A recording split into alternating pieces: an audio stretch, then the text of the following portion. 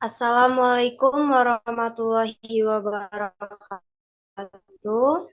Pada video hari ini, kami dari kelompok 6 akan mempresentasikan tentang sejarah pendidikan pada masa Ki Hajar Dewantara.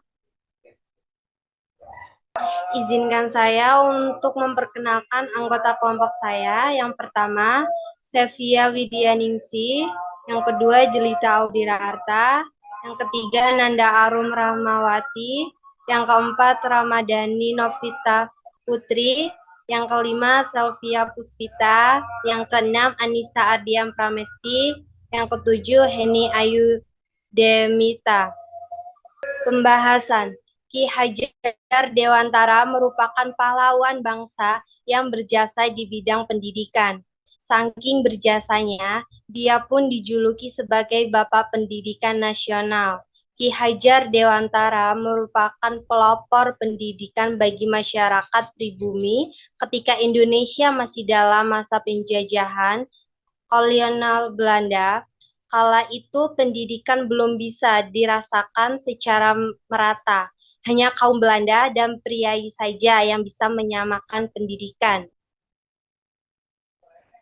Ki Hajar Dewantara lahir di Yogyakarta 2 Mei 1889. Dia lahir dari keluarga keraton Yogyakarta dengan nama Raden Mas Suwardi Suryaningrat. Dia biasa dipanggil dengan nama Jawanya Suwardi. Berasal dari keluarga bangsawan, Ki Hajar Dewantara menamatkan sekolah dasar di European Language School (ELC) yang merupakan sekolah dasar khusus bagi para anak Eropa. Kemudian dia menempuh pendidikan kedokteran di Sofia. Sayangnya dia tidak menyelesaikan pendidikannya akibat kondisi kesehatan yang memburuk.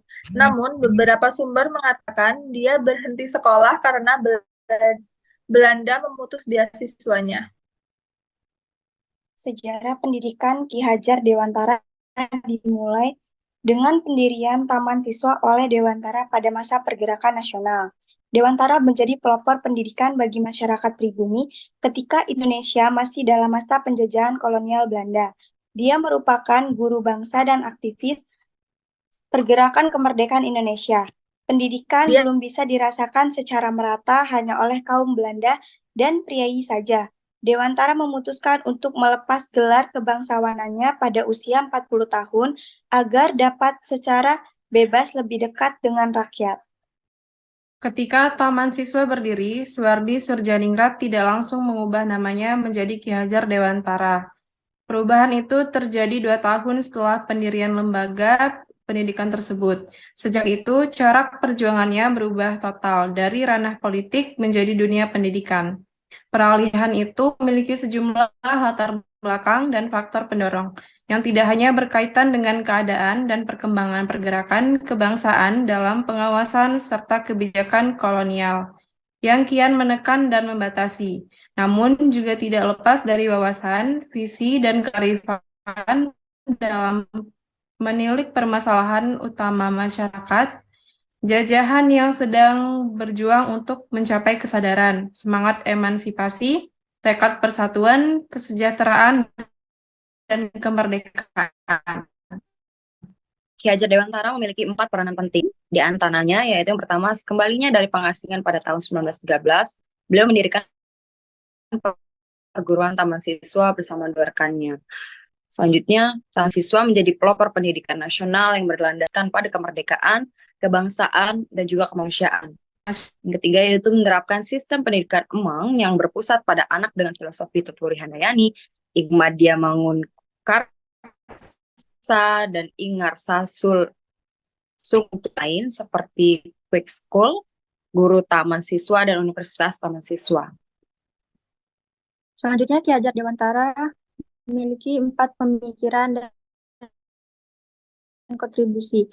Yang pertama, mencetuskan konsep pendidikan nasional yang menekankan pada budi pekerti, kemerdekaan jiwa, dan kemandirian bangsa. Yang kedua, memperjuangkan hak pendidikan bagi rakyat Indonesia, termasuk perempuan dan anak-anak dari kalangan bawah. Yang ketiga, mendorong penggunaan bahasa Indonesia dalam pendidikan dan penerbitan buku-buku pelajaran.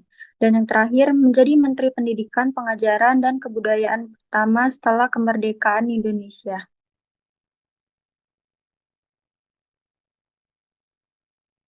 Kesimpulannya, Ki Hajar Dewantara merupakan tokoh penting dalam sejarah pendidikan Indonesia. Beliau mendedikasikan hidupnya untuk memajukan pendidikan bagi rakyat Indonesia dan mendirikan sistem pendidikan nasional yang berlandaskan pada nilai-nilai kemerdekaan, kebangsaan, dan kemanusiaan. Selanjutnya saya kembalikan ke moderator. Terima kasih. Sekian video dari kelompok 6. Kami akhiri. Wassalamualaikum warahmatullahi wabarakatuh. Terima kasih.